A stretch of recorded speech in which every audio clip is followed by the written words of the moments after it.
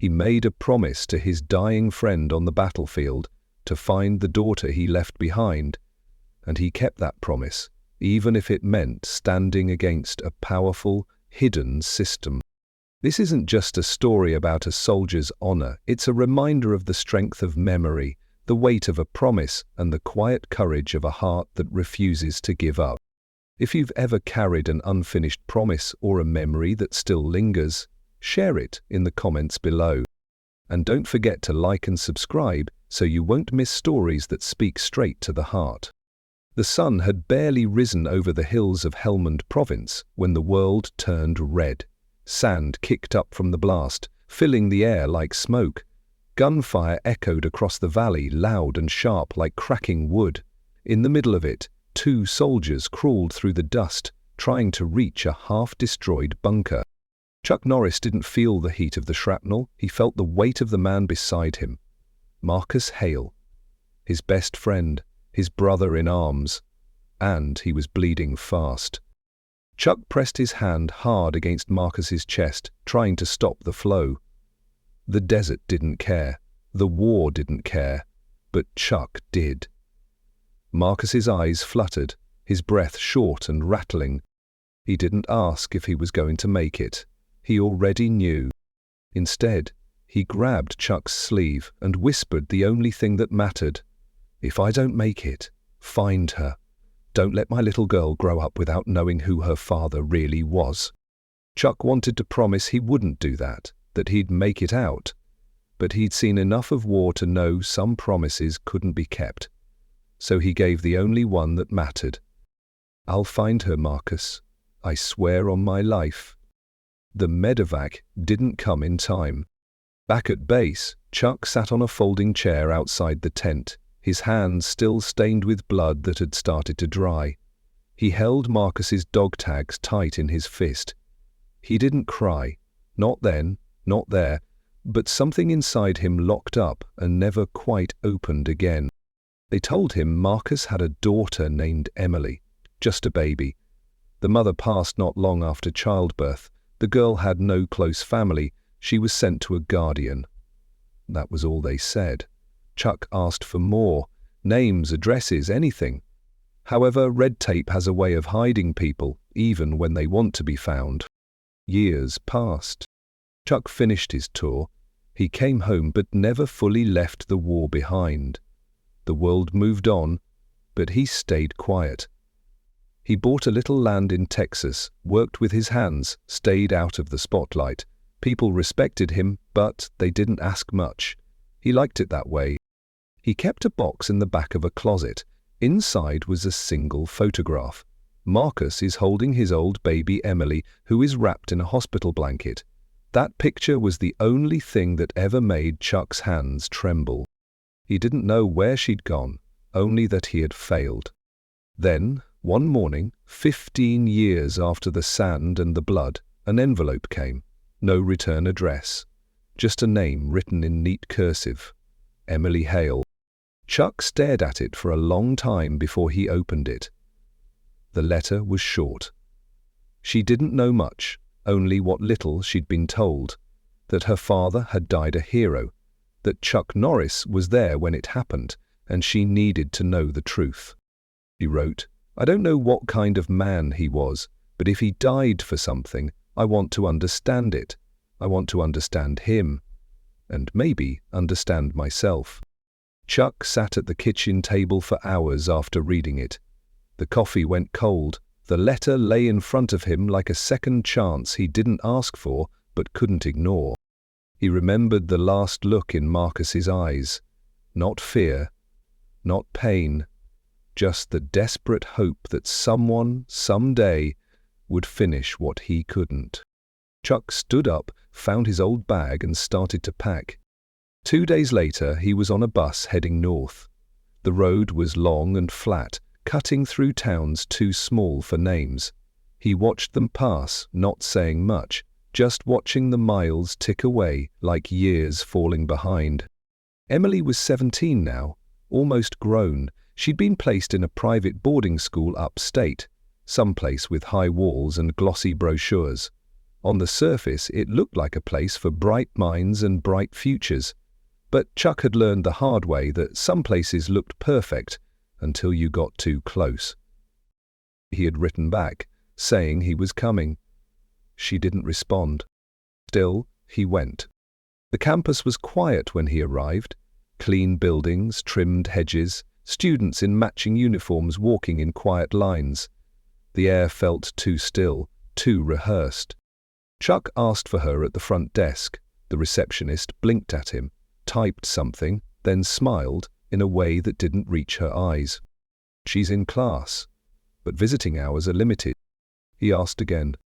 She paused, then leaned in just a little and said, "I think you should speak to the dean first." That's when Chuck knew something wasn't right. The dean's office was tidy, every book in its place, every picture frame perfectly angled.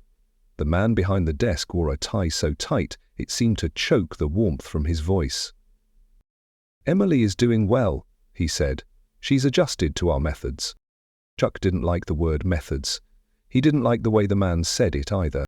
He asked what kind of school this was. The dean smiled thinly. "We believe in structure, in shaping the future. These children come from difficult places. We give them purpose." Chuck leaned back in his chair. No, he thought. You take their past and file it away like it never mattered. He didn't argue, not yet. Later that evening he waited by the garden near the dormitories, watched the students walk past with their heads down, not speaking, not laughing. It wasn't right. Then he saw her. Emily Hale. Same eyes as Marcus, same quiet strength. She walked alone, a book in her hands, but she glanced up, just once, and met his eyes. Her steps slowed. She didn't smile. She just looked. Curious. Guarded. Chuck approached slowly. Introduced himself the way an old soldier does, with steady hands and no wasted words.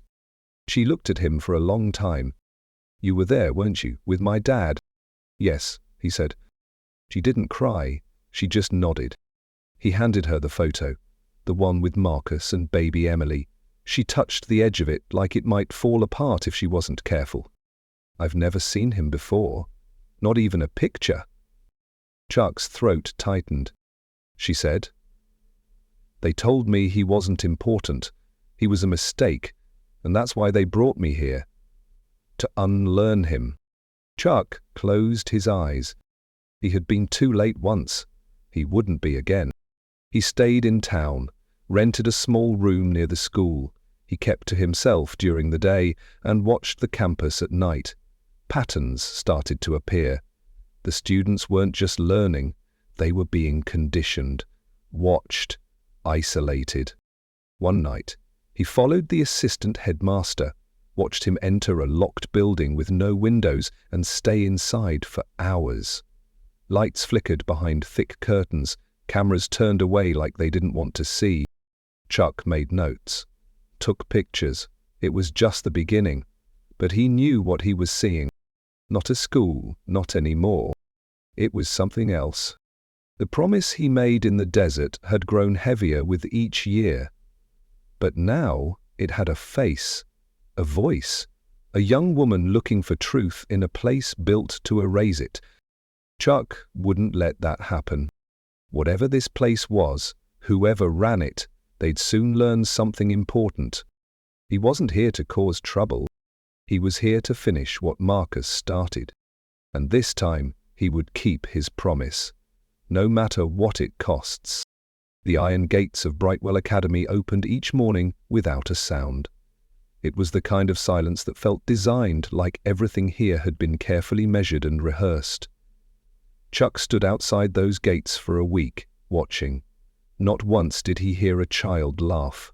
Not once did he see a teenager glance up at the sky. Their eyes stayed low, their feet moved fast, and their mouths stayed shut. From a distance, the campus looked like any elite boarding school. The buildings were beautiful, modern yet stately, with stone columns and ivy climbing the walls. There was even a bronze statue in the center courtyard, showing a group of students gazing toward the future. But Chuck knew how easy it was to dress up control and call it structure. Now he was seeing it in a school. Emily met with him twice that week, each time carefully timed during her allotted reflection hour. She never smiled, not because she didn't want to, but because smiles here seemed to come with consequences. She was more alert now, her shoulders tense. Her voice was always just above a whisper. One afternoon, she slipped Chuck a note folded in half and tucked inside an old book.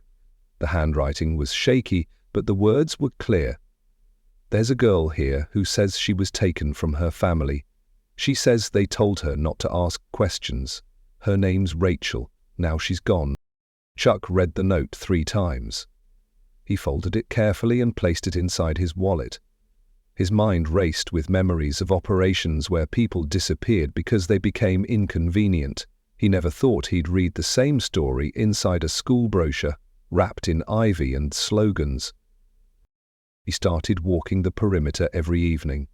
A retired groundskeeper gave him a tip about a trail behind the east fence that connected to the service road. It was mostly used for supply runs and staff entrances. Chuck used it to get close enough to map the campus. The buildings were oddly shaped, especially one tucked in the back corner. No windows, only one door. It didn't have a name, only a plaque that read Reflection Hall. He didn't like it. Reflection, in his experience, was a word people used when they wanted you to doubt yourself. In interrogation rooms, they'd tell you to reflect. In training, it was code for reprogram. This wasn't about education. This was about control. At the diner down the road, Chuck met an old friend from his unit, Logan Price. Logan had worked in private security after the army. These days, he mostly drank too much and fixed lawnmowers, but he still had his instincts. Chuck told him what he'd seen. Logan didn't hesitate. He said it smelled like a behavioral correction program, military-style indoctrination. He'd heard rumors of private academies being used as test beds for influence strategies, brainwashing, basically, but cleaner, sanitized. They watched the school together over the next week. Logan brought field glasses and a drone small enough to fit in his jacket pocket.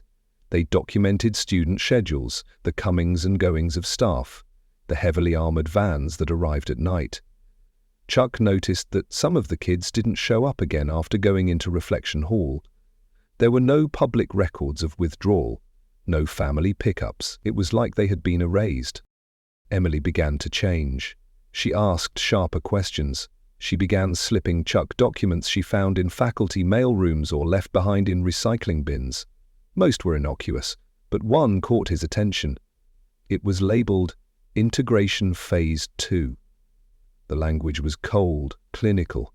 Terms like emotional dissociation, identity stripping, and behavioral override made Chuck's stomach turn.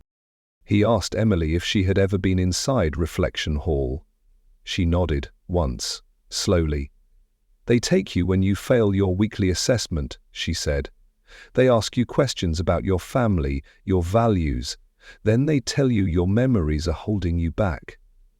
Some kids come out saying they don't even remember who their parents were." Chuck felt the back of his neck go tight. He had seen soldiers broken in war zones, but he had never seen it done with smiles and softly lit classrooms. This was quiet warfare on children. He decided it was time to get inside. Logan didn't like the idea, but he understood. They planned the break-in for a Saturday night. Most students would be in lockdown study sessions. The grounds would be lightly patrolled. Chuck had the layout memorized. The security grid had blind spots. The back door to Reflection Hall had a standard keycard lock. Logan could spoof that. Inside, the building was colder than outside. The lights were dim, and walls were covered in soundproofing material. It felt like a bunker. They moved quietly. Down one hall, they found doors marked with numbers, not names. Each door had a camera above it. Each one had a light switch that had been taped into the off position. They opened the first door. Empty. A small bed. A chair bolted to the floor, a desk with no drawers, a speaker in the corner, a small camera pointed directly at where a child would sleep. They checked 3 more rooms, same setup. Chuck's chest got heavier with each one. This wasn't counseling, this wasn't education, this was reconditioning. There was nothing reflective about it. In a storage room at the end of the hall, they found a box of files, hard copies, printed evaluations. Chuck flipped through them. Names, ages, notes about non-compliance, risk of emotional dependency, potential for reformation. One file was stamped with a red word he hadn't seen in years: terminated. He took pictures of everything. Logan found a cabinet of medical supplies, mostly sedatives, some neural inhibitors, stuff you didn't use unless you wanted someone to forget who they were. Chuck's hand shook as he closed the drawer. He whispered to himself, "Not kids. Not here." They left without triggering any alarms. Back at the motel, Chuck reviewed the photos. One in particular stayed with him. A student record marked with the name Rachel, the same Rachel from Emily's note. The evaluation ended with a phrase typed in bold: "Subject unfit for long-term programming, removed from the cohort." He didn't sleep that night. The next day, Emily slipped him a list. Names of students who had disappeared in the last 2 years. 13 names, all marked as transferred. None of their families had been seen. Some didn't have families listed. Chuck called an old contact in military intelligence, gave him the names, asked for confirmation. A day later, the call came back. None of them showed up in any other school registry. As far as public records were concerned, they didn't exist. He looked at Emily across the table that afternoon and felt something tighten in his chest. She wasn't just Marcus's daughter now, she was a survivor, stuck in the middle of something she didn't choose. And it was time someone told the world what this place really was. Chuck contacted a reporter he trusted, a woman named Louise from Denver who had exposed several federal overreach scandals. He sent her redacted versions of the files, enough to spark her interest. She promised to dig, quietly, carefully. The clock was ticking. Chuck knew the school would start to suspect something soon. He could feel it in the way the guards looked longer, the way the headmaster smiled thinner, the way Emily's notes got shorter. Pressure was building, but he wasn't backing off. The more he uncovered, the clearer it became. Brightwell wasn't about excellence, it was about erasure. It was about shaping young minds into something pliable, something obedient, something empty. Chuck remembered Marcus's last words again. "Find her, make sure she knows who I am." He was doing that, but more than that, he was making sure she wouldn't forget who she was either. Not under their rules, not through their programs, not in a place that stripped children of identity and called it progress. He looked at the gate again that night. Behind it, 13 lives had vanished. Countless more were being rewritten, and in the center of it all stood one man with too much power and too many secrets. Chuck wasn't sure what came next, but he knew this. They picked the wrong girl, and they definitely picked the wrong man to try to erase. The night Chuck and Logan slipped into Reflection Hall, the moon was hidden behind heavy clouds. The air felt still, like the building itself was holding its breath. They moved quickly but quietly, dressed in dark clothes, heads low. Logan had brought a small toolkit, the same kind he used overseas when doors needed opening without noise. Inside, the building felt colder than the rest of the school, not just in temperature. It felt like the walls had absorbed fear. The kind of fear that lingers after a scream is swallowed. Chuck could almost hear it. Not with his ears, but somewhere deeper. The hallway was long and lined with rooms. Each one had a number but no name. Each door had a single light above it, soft red, like something out of a hospital ward. There were no windows, no sound, only the hum of electricity. They checked the first room, a narrow bed with corners tucked too tightly, a chair bolted to the floor, no decorations, no books, just a speaker on the wall and a tiny camera above the door. Chuck stood still for a moment, staring at the chair. He had seen chairs like this before. Not in schools. In places built to erase memory. They opened 3 more rooms. All the same. Sterile, controlled, designed to break a person down without laying a hand on them. Logan looked pale. He wasn't a man who rattled easily, but this was different. At the end of the hallway, behind a heavy steel door, they found a control room. Banks of monitors filled the wall. Live feeds, security footage. Recordings are stored on labeled drives. Chuck scanned the labels. Some names he recognized, some he didn't. Then his eyes landed on one. Emily H. He hesitated before playing it. The screen lit up. Emily sat in the same kind of chair, hands folded in her lap. A voice crackled through the speaker. Male. Calm. Asking questions about her father. Her life before Brightwell. What she remembered.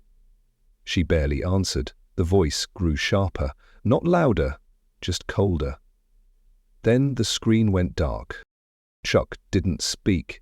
He simply stared, jaw clenched. Logan put a hand on his shoulder, but there was no comfort in moments like that. They copied everything, files, videos, logs, every bit of evidence they could fit onto a pair of drives. Chuck wasn't just exposing something now, he was gathering ammunition. In a drawer beneath the monitors they found hard copies, stacks of folders sealed with red bands, personnel files, session evaluations, medical logs. Most were stamped with phrases like subject receptive or cognitive lagging, but one word kept showing up. Reassigned. He opened one marked Rachel T., the same girl Emily had asked about. Her file had a detailed log of assessments, notes on memory lapses, emotional flatlining, final entry, transferred to level B. No explanation, no location, just a date. 1 week after Emily had last seen her. Logan whispered that it didn't make sense. Level B wasn't listed anywhere on the school blueprints. Chuck knew what it meant. Level B was off the books, a shadow space, somewhere deeper, built for people who didn't break easily. They moved to the final cabinet, locked with a keypad. Logan cracked it in under a minute. Inside, a black binder with no label. Only a small silver tab marked 47. Chuck opened it. Inside were oversight documents, financial records, names. One signature at the bottom of every approval form. Margaret Lancaster. Chuck's stomach turned. He knew the name. Lancaster had once been a rising star in education reform, charters, psychological engagement, early-stage behavioral influence programs. Then she vanished from the public eye. Whispers said she was working on federal contracts, something hush-hush. No one knew where she went. Now he did. She hadn't disappeared. She had gone underground, and she had built Brightwell into something far more dangerous than a school. This was her lab. Chuck took a photo of every page. He didn't stop to feel angry. He didn't have the luxury. There were kids in these walls, right now. Some of them were already broken, some not yet. Footsteps echoed down the hallway. Chuck motioned to Logan. They killed the lights, slipped through the utility door and moved fast along the back corridor. A door to the outside had been left ajar. They ducked out, silent as wind. Once back at the motel, Chuck locked the door behind them and turned on the desk lamp. The light flickered as he laid out the files. It was worse than he thought. Some of the logs weren't just psychological, they were chemical. Small notes about test batches, injections, trials, reactions were noted as expected or failed. Chuck picked up one note and read it out loud. The subject showed signs of identity rejection. Behavioral restructuring is advised. Cognitive loop interruption required. It didn't sound like education, it sounded like mind control. Logan sat back in the chair. His voice was low and flat. This isn't a school. It's a program. And they're testing it on children. Chuck nodded. He knew. He had seen small versions of this before. In conflict zones. Places where control mattered more than truth. But this wasn't a war zone. This was a school paid for by wealthy families, trusted by the public, hidden in plain sight. He knew what came next. Evidence alone wouldn't be enough. People would say it was fake or exaggerated. They needed a voice from inside. Emily. She had been through one of those sessions. She had the memory. Even if the school had tried to make her forget, parts of it were still there. The next day, Chuck waited outside her afternoon class. She saw him and walked faster. Her face was pale.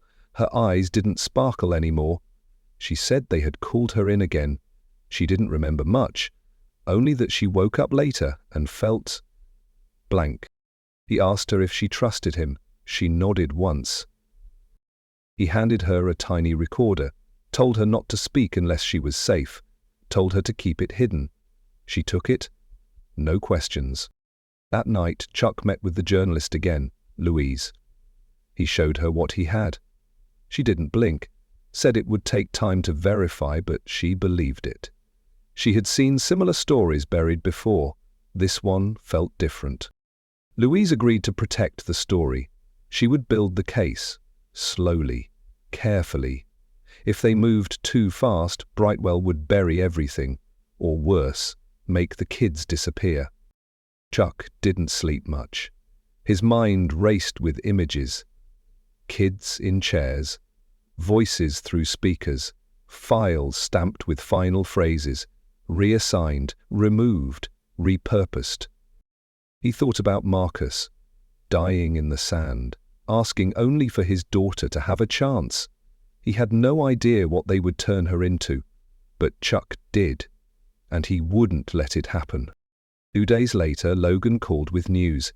He had traced funding from Brightwell to a foundation run by the Lancaster Group. That foundation funneled money into curriculum software, which is now being used in other schools across the country. Brightwell was only the prototype. They were scaling it. Chuck's hands balled into fists. He stared at the wall for a long time before speaking. If we don't stop this now, it's going to spread. Logan asked what the plan was. Chuck answered simply, "We take away their silence." That night, something changed. Emily messaged him through a secure app Louise had set up. Her text was short. "They told me I'm being moved." Chuck replied instantly, "When?" She didn't answer. He packed a bag, loaded the car and drove toward the school. It wasn't about files anymore, or secrets. It was about getting her out before they erased her name too. And whoever was behind this, hiding in the shadows of their offices and fake titles, was about to learn one thing. He wasn't just a soldier. He was a man who kept his promises. And this one started 15 years ago in the dirt of a battlefield. Chuck didn't waste time. After Emily's message, every minute counted. He drove straight through the night, tires humming against the dark road. In his rearview mirror, the sky remained empty, but he knew better than to think he was alone. He reached Brightwell before dawn. The gates were still locked, and the guards hadn't rotated yet. That gave him a small window. He parked in the trees behind the east building, where the maintenance trail ran closest to the loading dock. He had walked it enough times to know where every camera sat. He didn't plan to sneak in this time. Not completely. That had passed. This wasn't recon. This was a confrontation. Emily was being moved. He didn't know where, he didn't know why, but he knew what happened to the others who were moved. And he wasn't about to let her become another line in a file marked reassigned. The early light cut across the campus as he made his way through the service door. Inside, the hall still smelled like disinfectant and silence. Every step echoed too loudly. He moved like he had in the past, like it was a mission in hostile territory. Because that's what this had become. He reached the admin wing. The door was locked, but his hand found the hinge he had loosened weeks ago. He slipped through like a shadow. The offices were empty, except for one. The lights were on. A figure stood behind the frosted glass, back to the door. Chuck stepped inside and closed it gently. The man turned.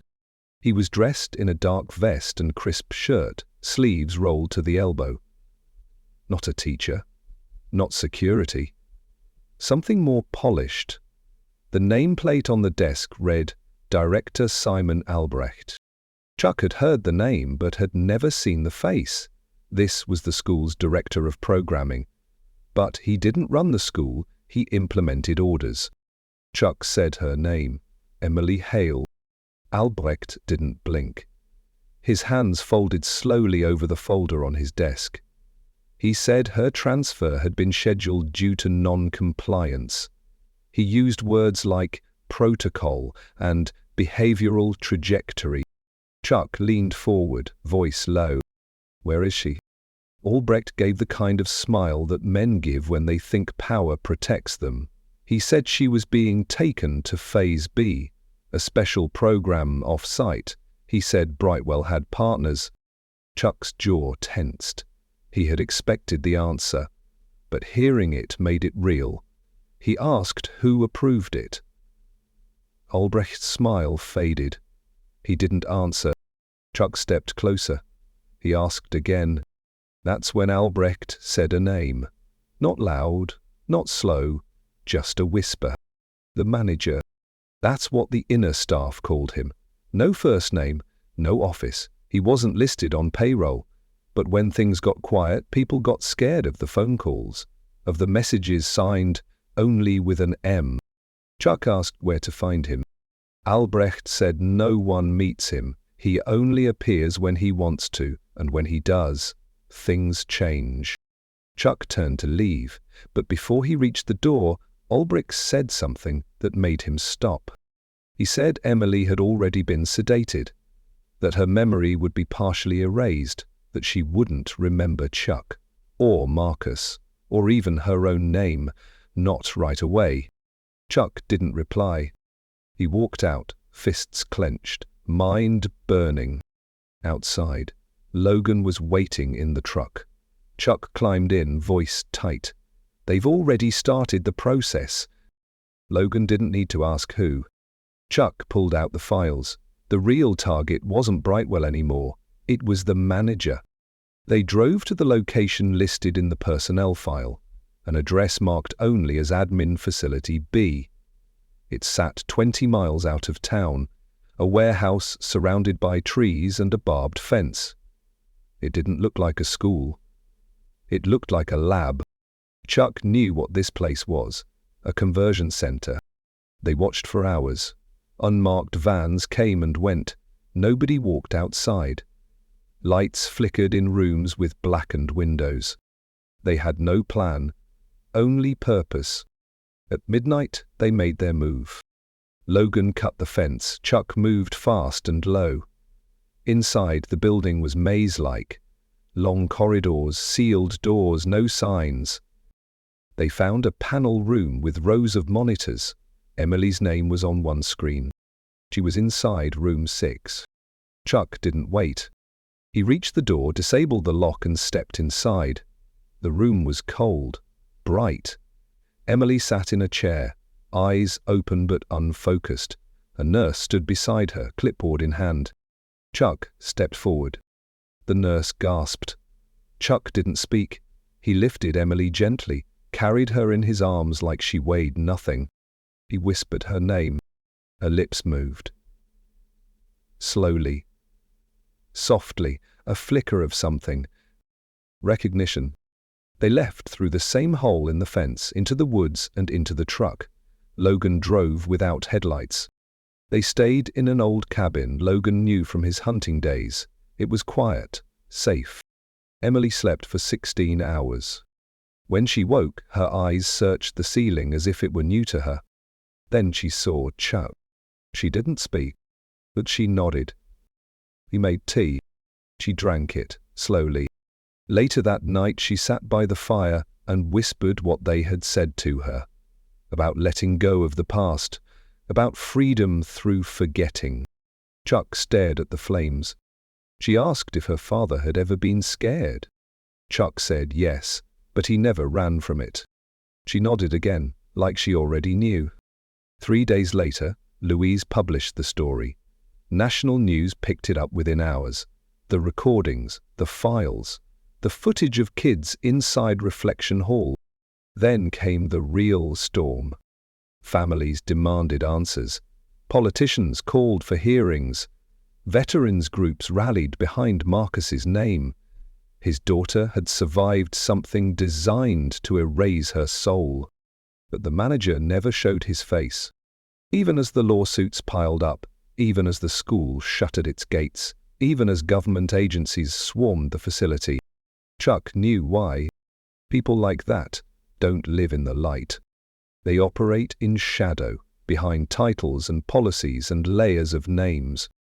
But Chuck had something stronger than evidence. He had Emily. Alive.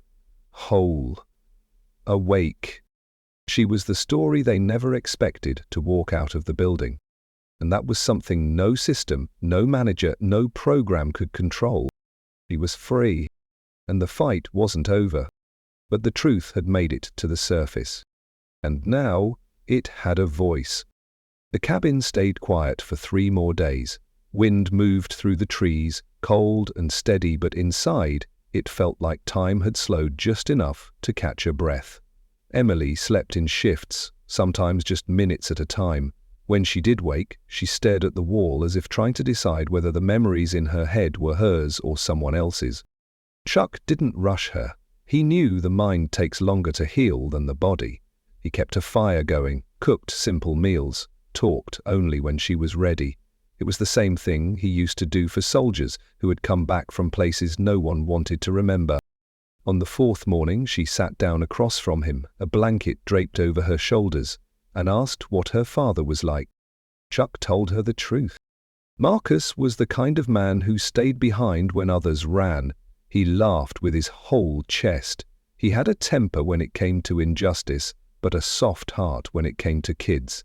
He never wanted to be a hero, just someone worth coming home to. Emily said she wished she could remember him. Chuck told her that memory isn't always what you see. Sometimes it's what you feel when you hear someone's name. Or when you look in the mirror and see the same stubborn strength in your own eyes. She cried a little after that, not loudly, just a quiet release, the kind that only happens when part of you finally feels safe. That night, Chuck pulled out a stack of files and laid them on the table. He said the world now knew about Brightwell, but that didn't mean it would fix itself. Exposure wasn't enough. He said systems like this only collapse when the inside turns against itself. Emily asked what he meant. He explained that people still working at Brightwell had seen what was happening. Maybe not all of it, maybe not the worst, but enough to feel the wrongness. They were just too afraid to speak. What they needed was proof, not of the abuse, but that someone had already survived it and walked away, standing. She looked at him. Then she nodded. That same evening, she recorded a video. Nothing dramatic, just her face, her voice. She told the story in her own words about what she remembered, what she felt, and what they had tried to make her forget. Louise helped edit it. She added documents and screenshots from the files Chuck had recovered, and together they posted it under Emily's name. The video reached 500,000 views in 24 hours. By the end of the week, it had passed 3 million. But more important than the numbers were the comments. People sharing their own stories. Other students, parents, even former teachers who had quietly left Brightwell over the years, unsure if they were overreacting or just too weak to confront it. Now they knew, they hadn't imagined it. Now they had a voice to stand behind. Emily didn't like the attention, but she understood it was necessary. She gave one interview, just one, on national TV, sitting next to Chuck. She looked small under the lights, but her voice never shook. She said she wasn't broken. She said she was angry. She said the truth doesn't need permission to exist. That moment changed everything. The pressure grew fast. Brightwell's board resigned within 2 weeks. Government officials opened formal investigations. Margaret Lancaster's name resurfaced in a leaked memo, and while no arrest had been made, people began to ask harder questions. Still, Chuck wasn't done. He had one last move to make. It was time to go back. Not to Brightwell, meant to the source. Through Louise's contacts, he discovered that Phase B hadn't been the last level. There was another site, older, deeper, used before Brightwell became the test model. It had been decommissioned, or so they claimed. But Chuck knew what it meant when something was buried but never burned. He brought Emily with him, not because he needed her to see it, but because she insisted.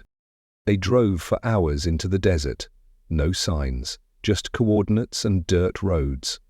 The place was built into a bluff, hidden behind rusted gates and scrub brush. The sign outside had been torn down years ago, but Chuck remembered the layout. It was military-born, cold, functional, and forgotten. Inside, dust lay thick over consoles and chairs. Papers still sat in drawers, discarded files, old logs. A different generation of names, but the method was the same. Strip identity, reinforce loyalty, rewrite the purpose. One wall held a corkboard, photos, all black and white, young faces, mostly kids. One paper pinned in the center read, "Ideal candidate traits, trauma, isolation, resilience." Chuck stared at that word, resilience. It sounded noble, but here it was used like a scalpel. Emily walked along the hallway, running her hand along the peeling paint. She stopped near a half-closed door and peered inside. She found a journal. Inside, it belonged to someone named Peter, a student, 15. The last entry read, "I want to remember my name, even if they say it doesn't matter." She closed the book and didn't say a word. Chuck saw it in her face, that fire, the one Marcus used to carry in his eyes. They left the place with photos, copies of papers, and more proof that Brightwell was only the latest shape of something older. Something systemic, something born of policy and polished lies. Louise published the story a week later. The reaction was louder this time. Not just outrage, but mobilization. Veterans wrote open letters. Activists staged protests. Retired teachers stepped forward. Even former administrators signed confessions under legal protection. The foundation behind Brightwell was dissolved. The manager still hadn't appeared, but someone leaked an internal communication. It was a transcript, 4 words spoken by the man behind it all. He said, "The soldier ruined everything." Chuck read it, then laughed, just once. He wasn't proud of what they'd been through, but he was damn proud of who Emily had become. She had stood in the fire and come out stronger. And now she carried not just her father's blood, but his will. She told Chuck she wanted to help others, kids like her, voices that had been silenced. He helped her set up an organization, small at first, 1 office, a hotline, a handful of volunteers. But word spread, survivors came forward, whistleblowers called in. And slowly something shifted. Truth started, moving faster than fear. One night, while sitting by the fire again, Emily asked Chuck if he ever thought Marcus would believe all this would happen. Chuck smiled, said no. He just thought Marcus wanted his daughter to be safe. Emily nodded. Then she said something that stopped him cold. She said, I think he knew. I think that's why he chose you." Chuck didn't reply. He just looked at the fire, and for the first time in years, he let himself feel it. Not pain, not guilt, but peace. The kind of peace that comes when you've kept a promise, and you've passed something on that can't be broken. Well, by time, not by power, not even by silence. The morning of the memorial came quietly and slowly. There was no wind, just the kind of soft light that seemed to pause time for a little while. Chuck stood near the back of the open field, hands folded, jacket zipped up against a breeze that never came. The flag rose steadily as the bugle called, echoing over the small-town cemetery like something sacred. Emily stood at the front, hair pulled back, shoulders straight. She wore her father's dog tags around her neck, tucked under her blouse. Most people wouldn't notice, but Chuck did. He saw everything. She looked strong, not just standing tall, but solid inside. There was something different about the way she held herself now. The fear had gone quiet. What remained was purpose. The crowd wasn't large, just family, friends, a few local veterans, a priest, and behind them a few reporters who kept their distance. But in the back, just near the edge of the hill, Chuck spotted 3 students, kids from Brightwell. One of the things Emily had helped bring out. They weren't here for show. They were here for her. The ceremony moved slowly, as these things should have. The priest spoke of sacrifice, of duty, of the ones who stand when others fall. Then he invited Emily forward to speak. She took her time walking up. Chuck remembered the girl he first met. Quiet, guarded, eyes full of doubt. Now she looked out over the people and didn't blink. She said she never got to know her father, not the way a child should, but she carried him with her anyway, in the questions he left behind, in the silence he passed down, and in the kind of strength that only comes from unfinished love. She said he died trying to protect someone, and that someone grew up, not perfect, not untouched, but unbroken. Then she looked toward Chuck, just for a second, and in front of all those people, she said the words that stopped the wind itself. She said he kept the promise. Chuck felt the weight leave his chest, slow and final. After the ceremony, they drove back to the cabin. No one said much. Emily sat in the passenger seat with the window cracked. Her hand rested on the folded flag. She didn't cry. She didn't speak. She didn't need to. At the cabin, Logan was waiting. He had brought something, a small box. Inside was a medallion, carved from brass, with an inscription from the old unit. On one side was the motto, "Leave no one behind." On the other hand was a date, the day Marcus died. Chuck took it in his hand. He held it for a long moment, then passed it to Emily. She ran her thumb over the words, slow and steady. Then she smiled. For the next few weeks, life slowed down. Chuck returned to his usual routines, early mornings, chopping wood, long walks through the trees. He didn't try to stay busy. He just let the stillness happen. Emily stayed close, not always at the cabin, but never far. Her organization grew faster than expected. People volunteered, donations came in, other schools started calling. She spoke at a conference in D.C., then another in Chicago.